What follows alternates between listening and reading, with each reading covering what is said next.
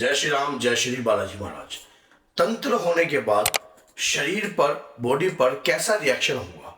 अगर आपके ऊपर कोई तंत्र हुआ है या किसी ने कोई तंत्र आपके ऊपर किया है तो आपकी बॉडी में बदलाव कैसा होगा? आप किस प्रकार से रिएक्शन करेंगे? किस प्रकार से आप ये महसूस कर सकते हो स्वयं भी कि आपके ऊपर कोई नेगेटिविटी छोड़ी गई है, और ये छोड़ी गई नेगेटिविटी को आपको तुरंत कैसे रोकना है? आज की इस वीडियो में आपको जानकारी मिलेगी। आपको भी पता है कि होली टपी है, इसके बाद भी लोग जो है तंत्र जो प्रक्रिया होली पर की होगी या पहले भी कोई तंत्र अगर आपके ऊपर किया होगा तो बॉडी हमारी बताती है, हमें स्वयं उस चीज़ का ज्ञात होने लग जाता है कि हमारे ऊपर कोई नेगेटिविटी लगी है। और इस वीडियो को अगर आप ध्यान से सुनोगे तो ही जाकर जो है आपको ये बातें समझ में आएगी। एकांत में बैठ जाना, तभी जाकर इस वीडियो के बारे में एक एक बात पर सोचना जो मैं बता रहा हूँ।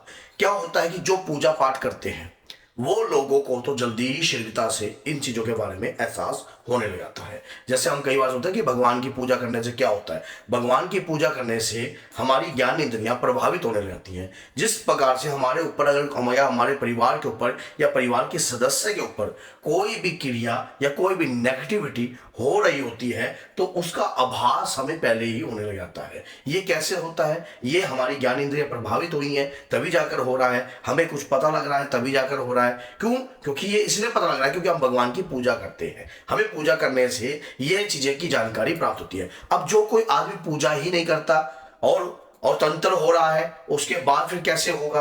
और जो पूजा करता है उनकी बॉडी पर भी अगर तंत्र लग गया है, रिएक्शन सबसे पहले बॉडी पर इस प्रकार से आएगा। व्यक्ति का स्वभाव जो है और एक जनरल जिस प्रकार से आप सोचते हो उस प्रकार की सोच से बदल जाएगा, बिल्कुल ही डिफरेंट होने लग जाएगा। जहां कुछ काम आपका करने का मन नहीं करता और वो काम आप कर रहे हो, जैसे कि आपका मन नहीं करता कि कोई गलत रास्ते पर चलना, जैसे कि दारू पीना या कोई गलत कार्य करना या कुछ भी करना या किसी के साथ लड़ाई करना, तो अचानक आपका स्वभाव जो है बिल्कुल चिड़चिड़ापन सा होने लगेगा।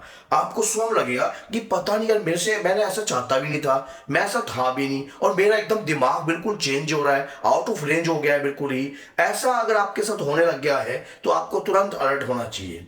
आपकी बॉडी पर अगर तंत्र आपके ऊपर मारण प्रयोग में किया गया होगा तो रिएक्शन बॉडी पर यह भी आएगा। जैसे आपको हल्का सा बुखार आने लग गया, आप सोचोगे कि चलो ठंडे पानी से नहाए होंगे या कुछ ऐसा होगा उसके कारण बुखार हुआ है, लेकिन उस वक्त आपको यह सोचना चाहिए कि यह बुखार अगर एक गोली से चला गया तो ठीक है। अगर यह रेगुलर आपके ऊपर लंबा बीमारी कर रहा है और रिपोर्ट में आपकी कुछ नहीं आ रहा है, रिपोर्ट के अंदर आपकी बिल्कुल नॉर्मल रिपोर्टें आ रही हैं, तो ये आपके ऊपर जो है नेगेटिविटी है और वो आपको जो है कमजोर कर रही है। ये लगाई हुई है, तंत्र के द्वारा भेजी गई है, तभी जाकर आपके साथ इस प्रकार की जो है दिक्कत समस्या उत्पन्न हुई है। कई लोगों के साथ तो देखा जाता है कि ऐसा भी होता है कि जैसे कोई तंत्र उनके साथ लगा है तो उस वक्त उनको कुछ नहीं होता है, लेकिन धीरे धीरे धीरे धीरे उनकी तकलीफें बढ़ती हैं। जैसे कि थोड़ा समय हो गया, उसके बाद तकलीफें बढ़ने लग गई, अचानक तकलीफें बढ़ गई। जैसे व्यापार में लॉस होने लग गया, व्यापार में नुकसान हो रहा है।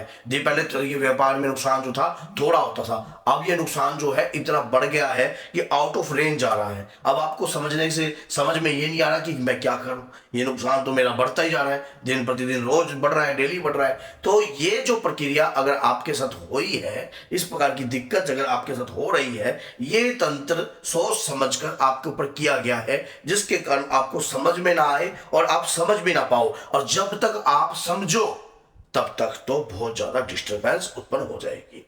फिर कुछ लोग ऐसा भी करते हैं तंत्र, जैसे आपकी पूजा का बंधन करके भी करते हैं। आपका पहले पूजा करने का मन करता था, अब पूजा करने का बिल्कुल मन जो है करता नहीं है।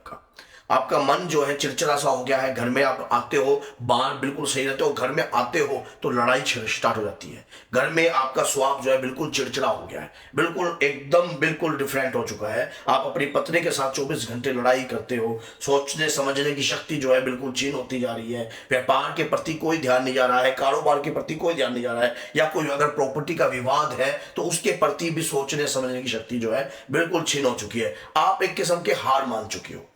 कई लोग किसी विशेष कार्य के द्वारा भी तंत्र करते हैं, जैसे आपको गिरना होता है, कोई स्वार्थ के लिए करता है, कोई अपने हित के लिए करता है, और कोई किसी का अभिमान को गिराने के लिए भी करता है। और कई माताओं बहनों के साथ तो कोख बंधन की प्रक्रिया भी होती है कि इसकी संतान ही उत्पन्न ना हो, इसकी संतान ही बंधन लग जाए, ताकि जो है दर दर भटकेगा तो ये इसी कामों में लगे रहेंगे। आप फिर संतान के चक्कर में पड़ जाते हैं। जो पिछले वाले व्यक्ति जो आपके साथ किसी भी प्रकार का स्वार्थ होता है वो अपना बेनिफिट उठाते हैं। कई लोग जो है आपके माइंड को फेरने के लिए भी कार्य करते हैं। लेकिन अगर आप चाहते हो कि इस प्रकार की स्थिति आपके साथ हो रही है या गड़बड़ी चीजें हो रही हैं, आपको ऐसा लगता है अगर कुछ खिलाया पिलाया है और बार बार आपको उल्टी लग गई है, दस्त लग गया है या डिस्टर्बेंस बहुत उत्पन्न हो रही है, बॉडी के साथ जो है अलग अलग व्यवहार हो रहा है, रात को स्वप्नों में होते हुए आपको दबाव आता है, भय महसूस होता है, कुछ भी ऐसा अगर कुछ होता है तो तुरंत आपको एक्शन लेना चाहिए। क्योंकि इस बात को याद रखना, अगर कोई चीज अभी तो आपके ऊपर से हट जाएगी, अगर इसी चीज को कहीं ना कहीं दिन लग गए और ज्यादा दिन हो गए तो ये चीज जो है हटेगी नहीं, बल्कि आपके पैसे भी लगवाएगी, गलत जगह आपको भटकवाएगी और आपकी सोचने समझने की शक्ति तो पहले से ही पकड़ी गई है और उसके बाद जो कुछ भी करने की कोशिश करोगे जो है पूर्ण नहीं होगा। तो क्या होता है, इसको बचने का एक ही मात्र रास्ता मैं आप सबको बता रहा हूं। आप एक काम कीजिए, आप किसी भी हनुमान जी के मंदिर में जाइए, वहां पर 5 पतासे 3 पान के पत्ते, पहले तो 3 पान के पत्ते ले लीजिए हनुमान जी के मंदिर में, 5 पतासे ले लीजिए, 5 मोटी इलायची ले लीजिए, 21 काली मिर्च ले लीजिए, 7 लौंग ले लीजिए और 1 इमरती का पीस ले लीजिए। ये सारा सामान पतासे रखकर इमरती के पीस में ये सारा सामान रख देना। उसी के अंदर इतनी मोटी डली भीमसेन कपूर की, ये सामान अपने ऊपर से 7 दफे मारना है, ऊपर से लेकर घुटनों से लेकर फिर ऊपर से लेकर घुटनों से लेकर ऐसे 7 दफे मारकर हनुमान जी की तरफ जो है आपने जो है पान के पत्तों की चोंच करनी है और उसकी पीछे की डंडी अपनी तरफ करनी है। बाबा का भोग लगाना है पंचमुखी हनुमान जी का। ये बोलना है कि अगर मेरे द्वारा कोई भी तंत्र 10 दिशाओं से किसी भी जगह से आया हो, किसी भी गोत्र या किसी भी जाति ने मेरी कुल देवी या पितृ देव को वचनबंद किया हो,